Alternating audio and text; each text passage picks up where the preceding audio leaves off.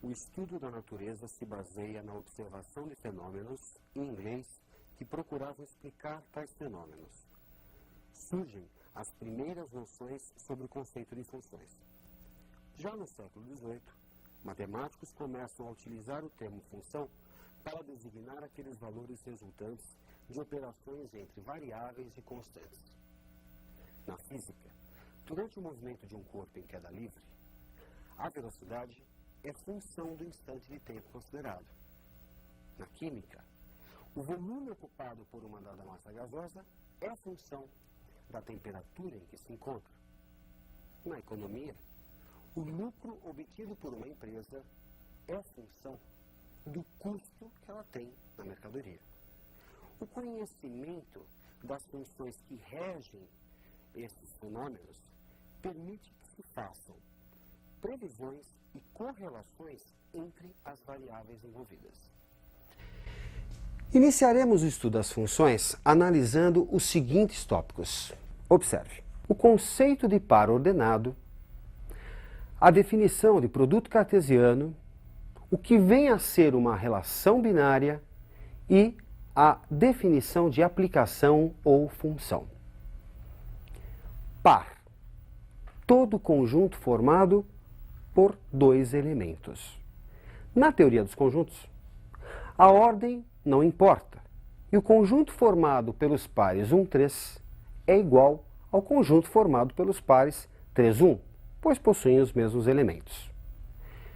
No entanto, existem situações onde os elementos devem ser apresentados numa certa ordem. Observe o sistema. 2x mais y é igual a 5. E x menos y é igual a menos 2. A solução desse sistema é um par xy igual a 1, 3. Isto é, x igual a 1 e y igual a 3. Nesta ordem.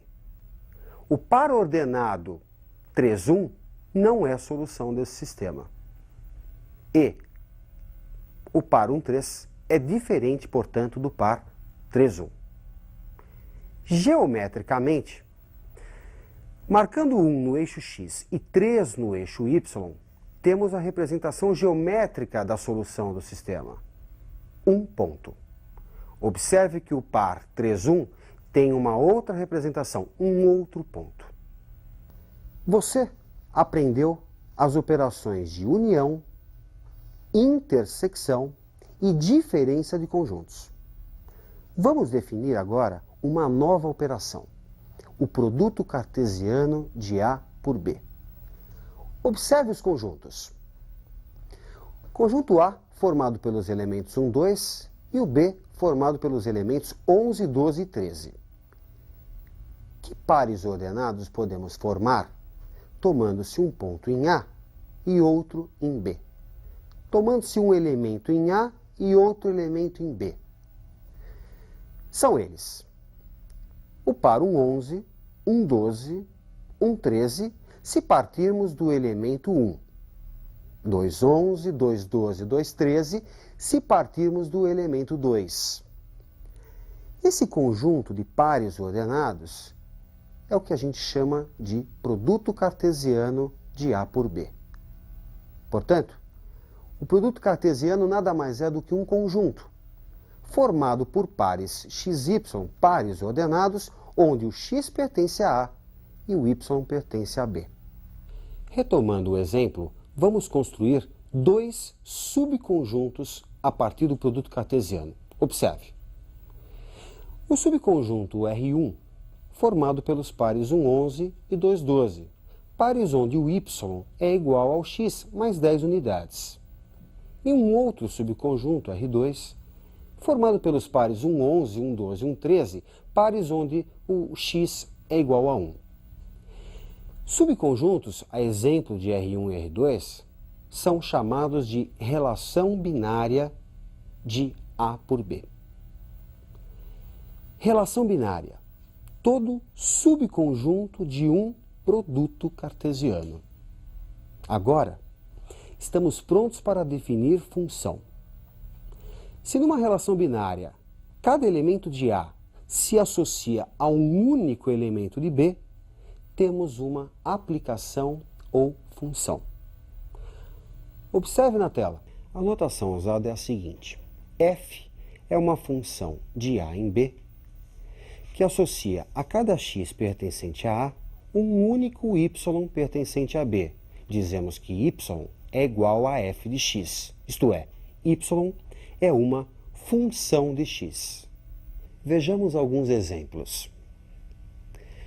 A relação binária apresentada não associa o elemento 2 do conjunto A, portanto, não é uma função. Na relação binária apresentada, o elemento 1 se associa a dois elementos de B, portanto, não é função. Já na relação binária apresentada, cada elemento do conjunto A se associa a um único elemento de B. Trata-se de uma função. Uma função que associa a cada x de A um y em B, que é igual a x mais 1. Conjunto A, o conjunto de partida das setas, é o domínio de definição da função. O conjunto B, conjunto de chegada das setas, é o contradomínio de f. Os elementos 2 e 3, que se associaram a elementos de A, formam o conjunto imagem. É o caso do 3, que é a imagem de 2 pela f. Bem, vamos realizar alguns exercícios para ajudá-lo a fixar esses conceitos.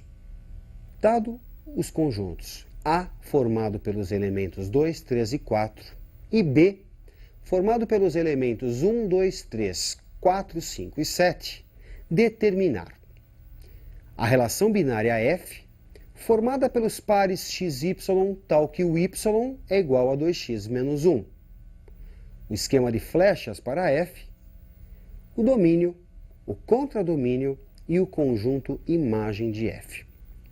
Bem, representando os conjuntos através de seus diagramas de Euler e como a função tem uma lei que é dada por y igual a 2x menos 1, para x igual a 2, conjunto A, a função associa a um y igual a 2 vezes 2 menos 1, 4 menos 1, 3.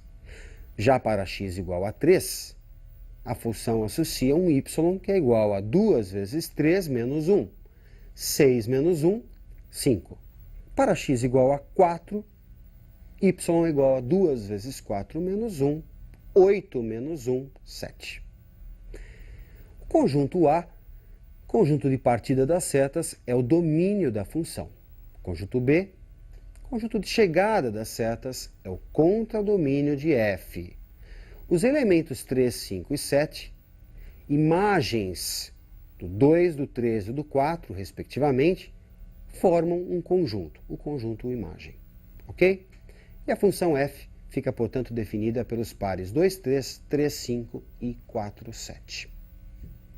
Bem, vejamos mais uma questão de aplicação.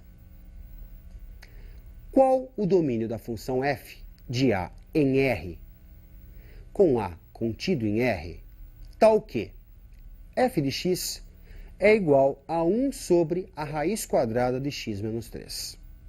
Bem, a raiz quadrada de x menos 3 aparece no denominador de uma fração. Portanto, o radicando, x menos 3, deve ser maior do que zero.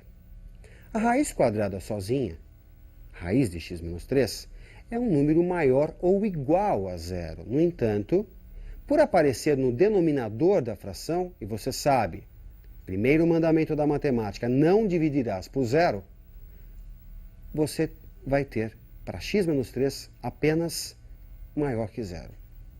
Assim, o x deve ser maior do que 3. E o domínio da função, o conjunto A, é formado por todo elemento real, todo x pertencente a R, tal que x maior que 3. Questão com muita frequência nos vestibulares, vejamos um último exercício. Qual dos gráficos a seguir não pode representar uma função? Bem, vamos dar uma passada no que foi visto na aula. função, quando a cada elemento de um conjunto A se associa um único elemento em B. Graficamente, verificamos se é uma função traçando-se uma vertical. Se essa vertical encontrar o diagrama em apenas um ponto, trata-se de uma função. Vamos voltar ao exercício. O primeiro gráfico é representado por uma reta. Ao traçar uma vertical, o que você percebe? Que ela vai tocar o diagrama, a reta, sempre num ponto. Esse diagrama, essa reta, representa uma função. Nós vamos ver mais para frente que trata-se de uma função de primeiro grau. Bom, você deve estar vendo agora um novo diagrama que lembra bastante os diagramas de mudança de estado, sólido para líquido ou líquido para gasoso, que você vai ver na física. Também nesse caso, traçando-se uma vertical, o que se nota é que ela encontra o gráfico sempre em um ponto. Portanto, isso pode representar uma função. Vamos a um terceiro caso. Bem, esse gráfico lembra muito uma parábola, só que a concavidade voltada para x. Neste caso, ao traçarmos uma vertical, o que acontece? Ela encontra o gráfico em dois pontos. O que está acontecendo? Cada x está se associando a dois y. Portanto, esse gráfico não pode representar uma função. Ele representa apenas uma relação, mas não uma função. Por fim, esse último diagrama, traçando-se uma vertical, a gente nota que vai encontrar o gráfico sempre num ponto. Esse diagrama pode representar uma função. Muito bem. Pela importância desse assunto, que é utilizado tem aplicação em várias áreas do conhecimento, você sempre vai encontrar questões, é tópico obrigatório nos vestibulares. Muitas vezes, mais de um exercício, 2, 3 exercícios no mesmo vestibular, ok? Portanto, treine bastante essa matéria que ainda será assunto de algumas aulas. Bons estudos e até a próxima.